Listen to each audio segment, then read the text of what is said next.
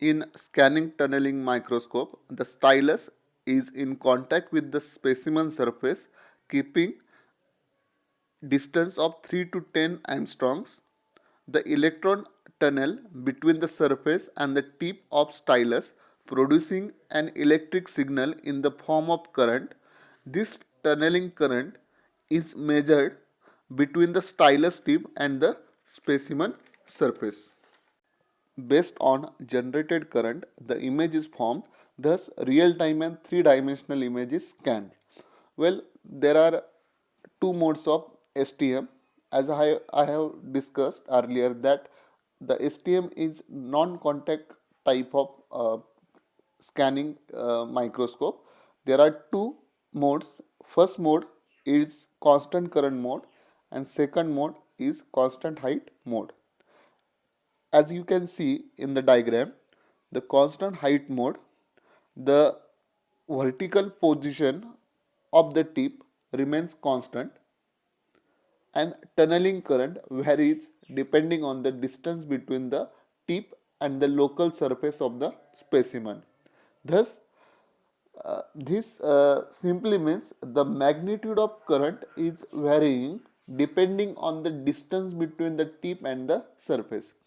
So, by measuring the tunneling current, the topography image of surface is formed. In constant current mode, there is a need of feedback loop such that the tunnel current is kept constant by adjusting the tip height. This is how the constant separation is maintained. Now the response of feedback circuit will determine the scanning speed.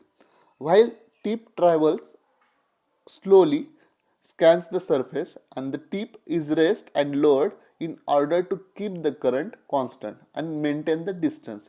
This enables it to follow even a smallest detail of the surface it is scanning. So, the topography image of the surface is formed by recording the vertical position as you can see in the image.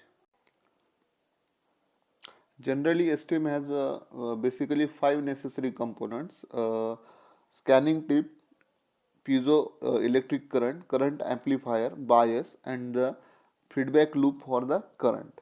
The scanning tip it is generally made up of a tungsten, and it is a electrochemical etching technique is used to create such a type of scanning tip, and STM uses feedback servo loop and converts the piezoelectricity to get the distance between the tip and the sample down to the couple of angstroms.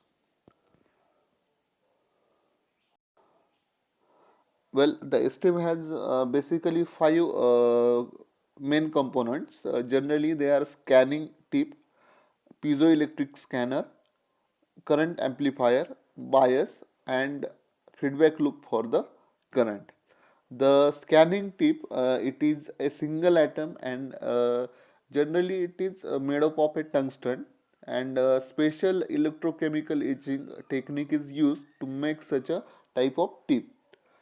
The STM uses the feedback loop and conserve the piezoelectricity to get the distance between the tip and the sample down to couple of angstroms. STM generally used to measure the surface roughness of high precision optical components and machine or ground surfaces. Also, it is used to study the electronic properties of different materials by measuring the various current, voltage, uh, tip, and surface separations. Well, after scanning tunneling microscope, there is a extension of scanning tunneling microscope, that is atomic force microscope. Uh, Unlike STM, where only conductive materials are used, atomic force microscopy actually investigate the electrically non-conductive materials. So, a large variety of surfaces can be analyzed using AFM, such as metal, polymers, ceramics, composites, and glasses. AFM is one type of scanning probe microscope. It is having very sharp tip to probe, and it maps the topography of specimen surface. AFM is generally used to determine many material properties such as electrical forces, magnetic forces, conductivity, resistance, and friction between the surfaces. AFM principle is based on attraction and repulsion by the surface. For this, a non-contact type stylus profilometer is used where sharp tip is mounted on a flexible cantilever beam. When stylus is brought very close to the surface, the tip is either attracted or repelled by the surface. These attraction forces are recorded by measuring the deflection of the lever. The deflection at the tip is detected by a laser focused on a top surface of the cantilever beam. A photodiode sensor is used to track these deflections. The signals generated by photodetector is used to generate the topographical map of the surface. There are six main components of atomic force microscope. The feedback loop actually controls the z direction of specimen position, and there is a photoelectric scanner which actually position the specimen on xyz plane with some angstrom accuracy. Then there is a computer. It has a function to perform the data acquisition, display, and data analysis. The probe tip is actually attached at the end of cantilever and is used to sense the surface properties and the causes the cantilever to deflect. Okay, and the cantilever it actually deflects as probe tip scans the specimen surface. Then there is a position sensitive photodetector. It actually measures the deflection of the cantilever. There are three imaging mode of AFM. These three imaging modes are contact imaging mode, non-contact imaging mode, and taping imaging mode. In contact imaging mode, in the tip of the stylus is always in contact with the surface of specimen. As the tip moves over the surface, the lever is moved up and down as per the surface topography. And there are also some van der Waals forces are there. So contact imaging mode is heavily influenced by adhesive and the frictional forces, and also it actually damages the samples and distort the image data. There are two types of contact imaging modes. First one is the constant height mode. In constant height mode, the tip probe is maintained at a constant height above the sample and the force feedback is off. Uh, as the stylus tip approaches the surface, the force of attraction rises. This makes the changes in the lever resonance frequency and vibration amplitude. By monitoring these values while scanning, we get the surface profile. Well, the constant height mode is used generally for recording the real time images of changing surface. Also, it is used for atomic scale imaging of atomically flat surfaces.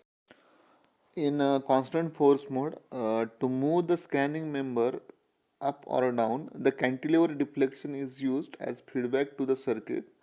When we keep the deflection in cantilever constant, it means the net force on the sample is constant. This time, the vertical motion of the scanner will generate the image. The feedback circuit response is important factor in deciding a scanning speed.